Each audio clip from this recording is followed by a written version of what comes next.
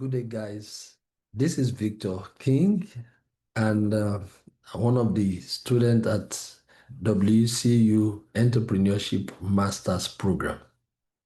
I want to thank our instructor, Professor Lam, and all fellow colleagues for the peer reviews and the intelligent discussion that we've had so far. This is just a summary of my work, the written document, and the name of the company is 250 Years and Beyond Incorporated. Um, the vision of this organization is committed to preserving history and celebrating legacy, most especially to inspire future leaders. The whole essence of this project is built around human capital development. It's a blend of education, storytelling, leadership development, and to empower individuals and community through books, mentorship, and events. And so we exist basically to bridge the gap between the lessons of the past and the challenges of the present and to capture the opportunities of the future.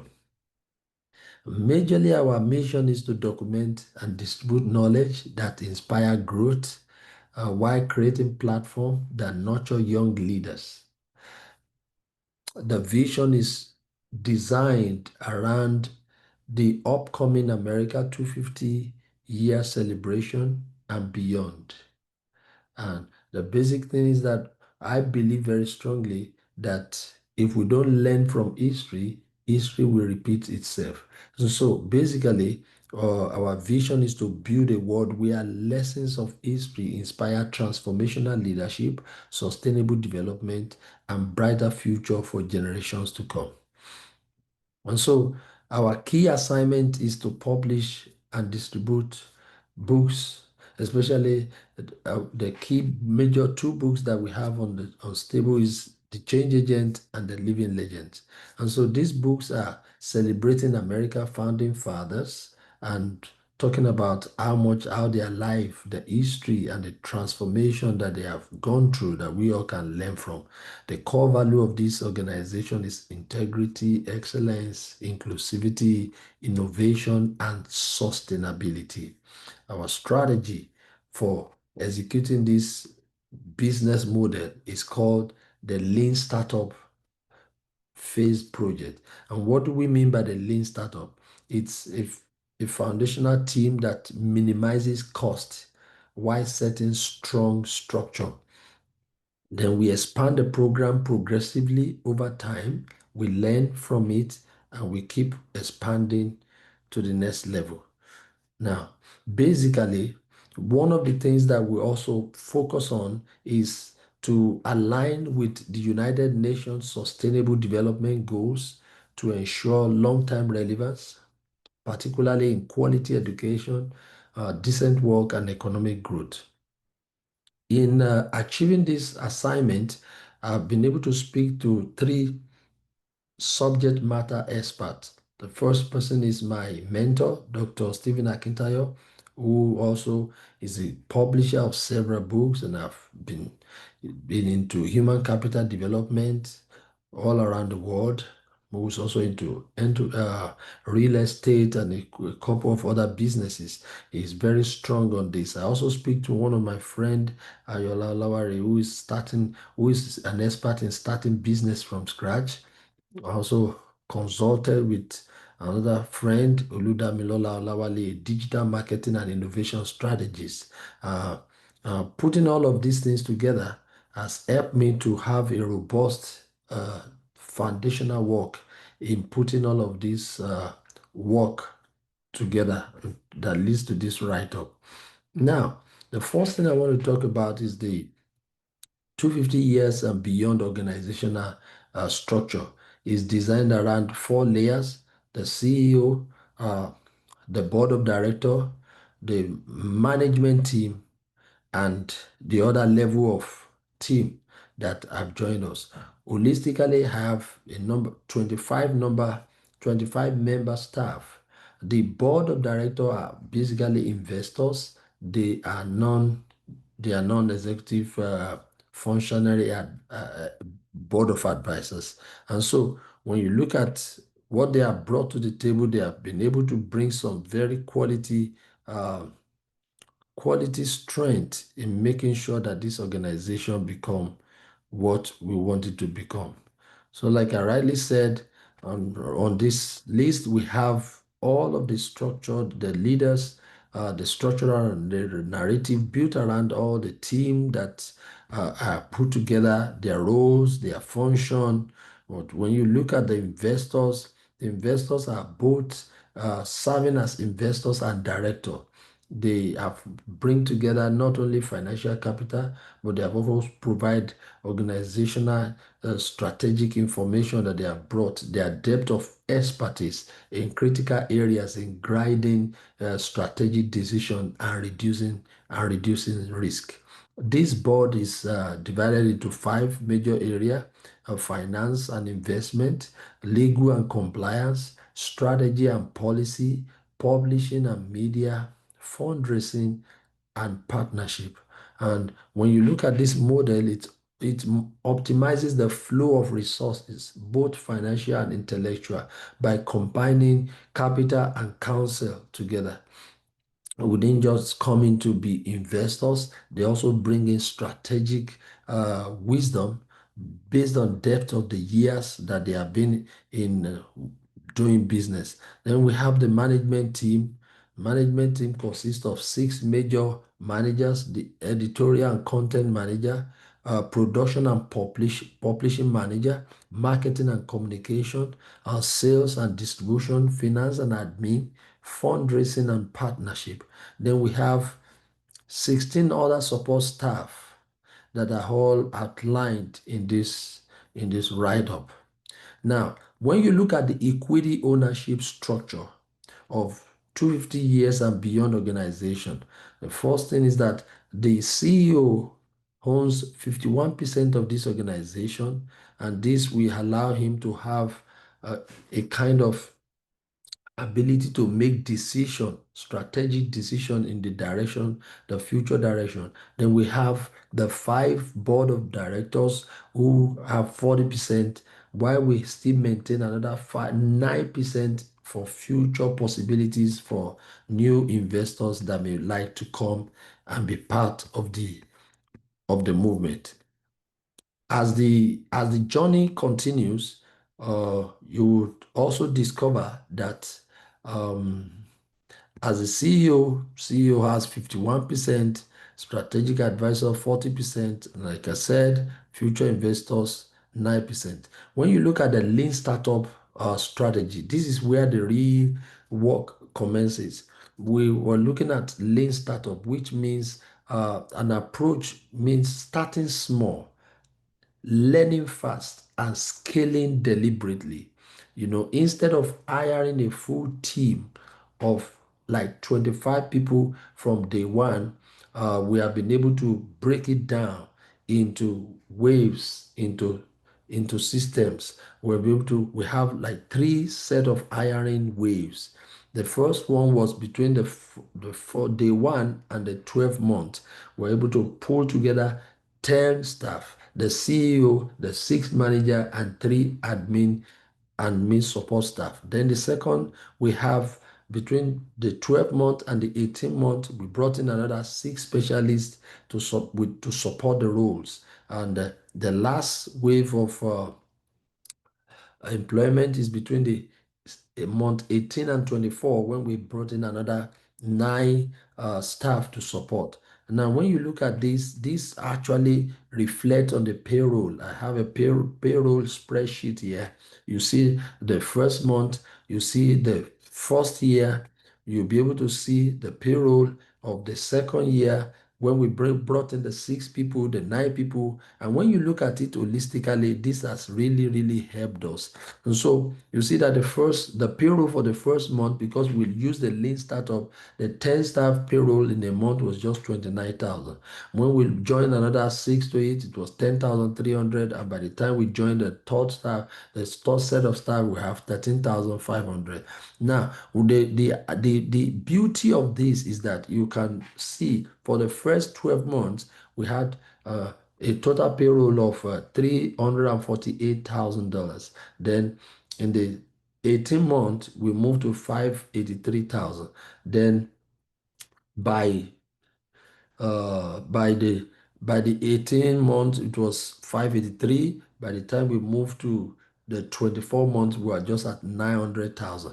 What that means is this: if we had combined all the 25 staff together to work from the first month, what we would have done is that we would have used 1,267,200 in 18 months, but we've been able to conserve because of the way we were able to break this down into lean management approach. It has really helped us to conserve a lot of fund. That's And so why does this matter? You will see that because we didn't pull everybody together at the same time, it helped us to mitigate impact of fund depletion. It also reduces bottleneck. It also helps turnover. We are able to have cash preservation. This has really helped us. It removes operational bottleneck. We're able to have time. The leadership team were able to have time to have what we call the learning curve, and then we were able to reduce the turnover risk. We were able to also have what we call governance alignment. We're able to really focus on the main thing that we really need to do. Then when you look at the projection also, our product sales project at the heart of the 250 years and beyond sustainability strategy is our flagship product, the book which talks about the American founding fathers. It's about a 400-page book, so since one of the major things is that we want information to go out to people to know about the founding fathers, about the founding journey, about the process that America has taken over the last 250 years. This was a very well, beautifully written book, well researched book, and this actually has so much for people to learn from. And so when you look at the lean startup approach that we use in the first year, we were able to sell 200,000 copies of the Change Agent book, and this was distributed across board. We were able to focus it on the hardcover, the ebook, and the bulk purchase. For the hardcover, we were doing it at $30 per copy. For the ebook, it was at $15, and the bulk purchase was at $20. And so the strategy in year one was to prioritize market entry, awareness campaign, and audience engagement. At this stage, the organization was able to operate at the first ways of 10 staff, balancing overhead costs, reducing the cost, and that was really helps us to stabilize.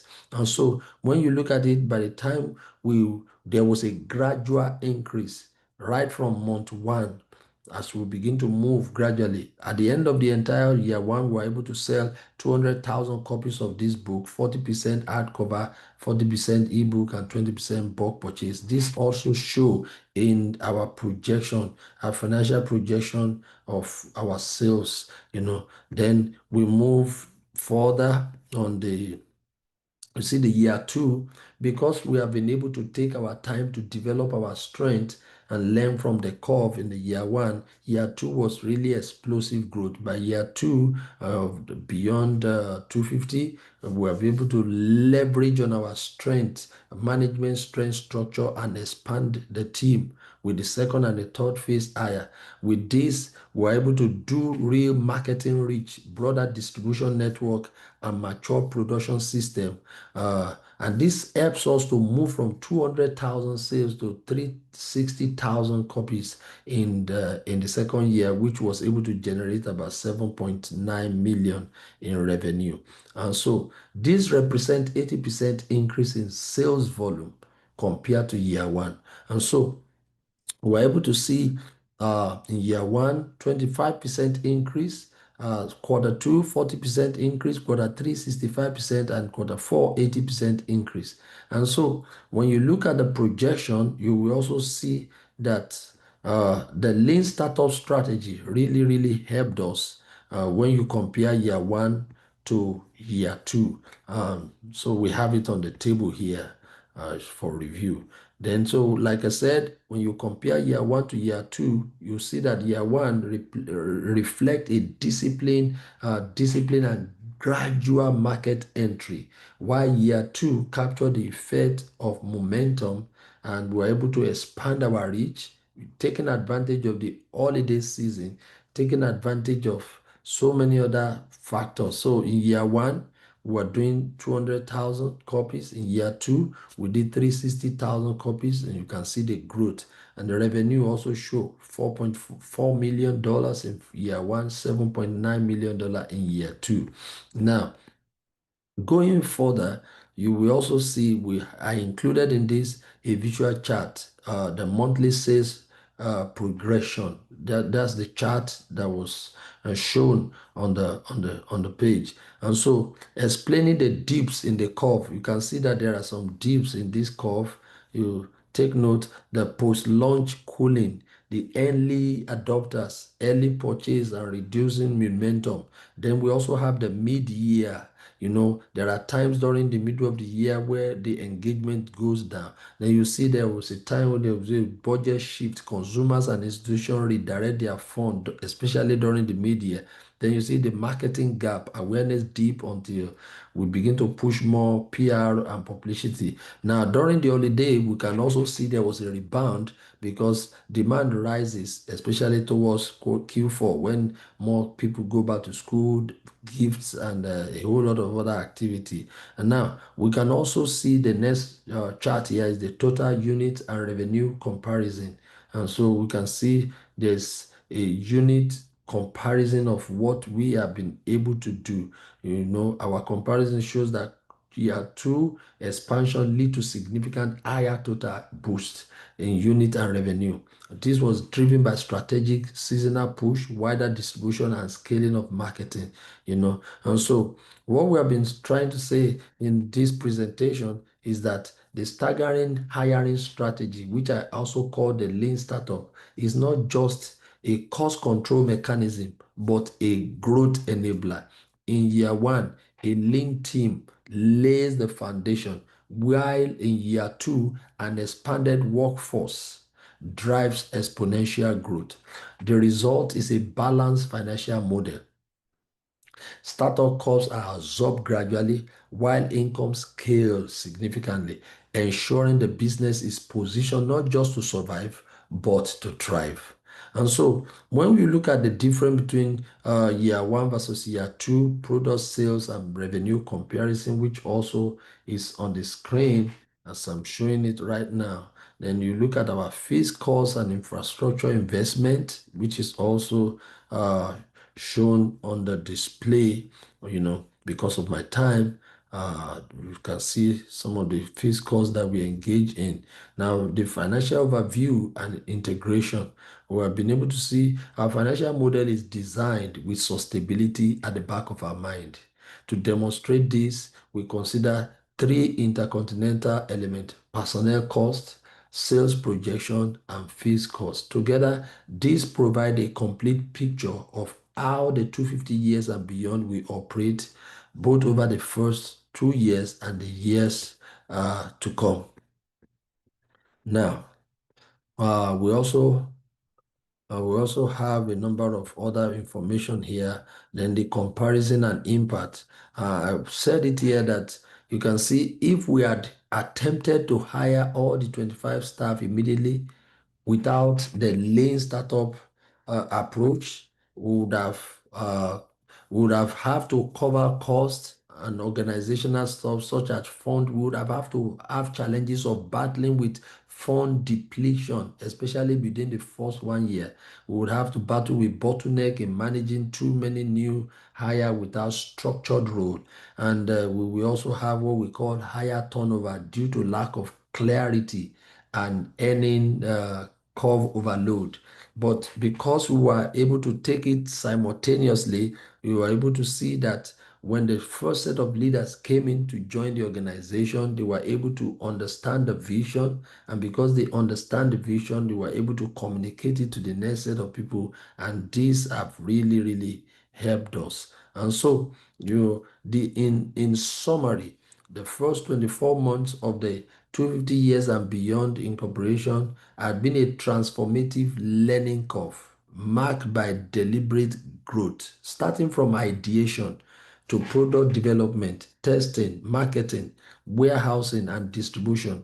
And so we launched this vision with 10 million takeoff fund, $5 million from the investors that are shareholders fund, and the remaining as startup capital.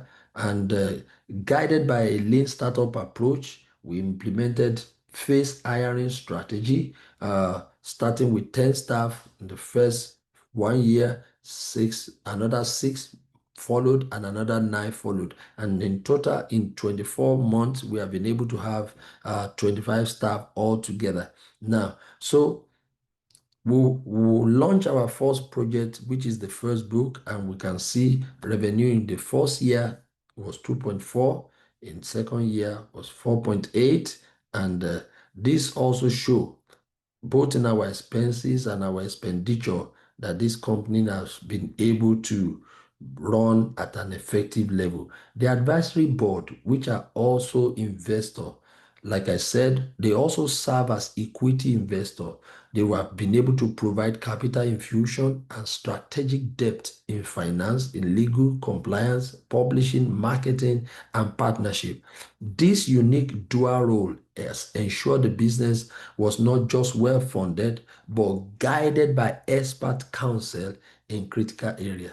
And so at the close of year two, the 250 years and beyond stands positioned as a sustainable revenue generating venture with a balanced equity structure, a robust personnel plan, and a tested business model with strong governance, financial discipline, scalable system. The organization is also poised for long-term growth and global impact. I want to really, really thank each and every one of you for this process. It's been a long journey and it's a learning curve, very exciting one. Thank you so much for all the input, and I look forward to your robust review. Thank you.